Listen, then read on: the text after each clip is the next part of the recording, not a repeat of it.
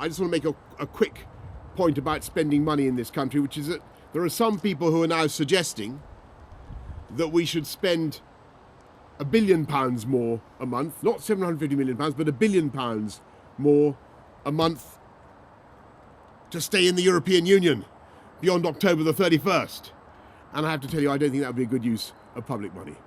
And I'm going to make sure that we don't have that unnecessary delay.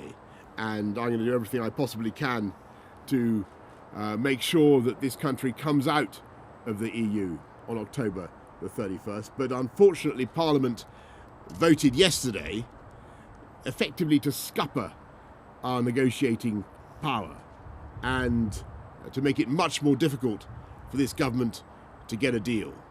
So what I want to do now is to really give the country a choice. We either go forward with our plan to get a deal, take the country out on October the 31st, which we can, or else somebody else should be allowed to see if they can keep us in beyond October the 31st. And I have to tell you, I don't think that would be the right way forward. And I think if people really think that this country should stay in the EU beyond October the 31st, then that really should be a matter for the people of this country to decide. Because at the moment, what Parliament is voting for, or Parliament voted for yesterday, was a system by which the EU itself would decide how much longer we had to remain in. And I, for the life of me, cannot think that is the right way forward. So all I can say, and I hate banging on about Brexit, I don't want to go on about this anymore, and I don't want an election at all.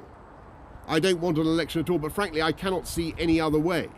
The only way to get this thing done, to get this thing moving, is to make that decision. Do you want this government to take us out on October the 31st, or do you want Jeremy Corbyn and the Labour Party to go to that crucial summit in Brussels on October the 17th, effectively hand over control to the EU and keep us in beyond October the 30th? I think it's a no-brainer. I'm sorry to bring this painful subject up this afternoon, but that is the reality of what we face. And for me, there can be only one way forward for our country. This country. Joe doesn't agree with me.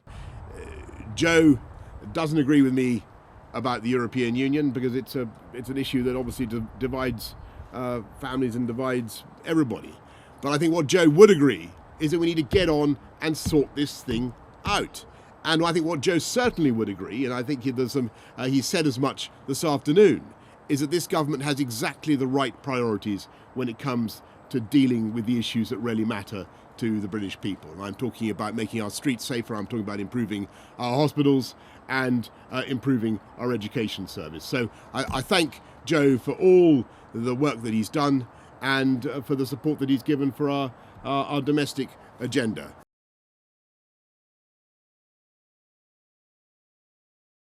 My intention, as I said just now, and I'm absolutely determined to do this, is to deliver on the mandate of the people. We have a democracy in this country, and the way we work is that when the people of Britain take a decision, parliamentarians are sworn to uphold that decision. And that's what we all said we would do several times in the House of Commons to respect the result of the 2016 referendum on the EU, when people voted by a very substantial majority to leave. We all said we would do it, and that is what I want to do. And I have to say, I think there is a stark contrast between my approach and I hate to be party political, but that is the sad reality, the approach of Jeremy Corbyn and the Labour Party, because at the moment he won't. Not only are they voting to make it impossible for this country to decide on its own to leave the EU,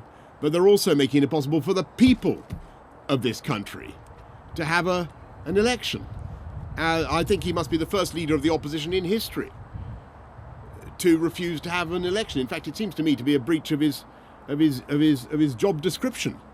He's part of the opposition. He should be actively seeking an election. I don't think I've ever seen anything like it.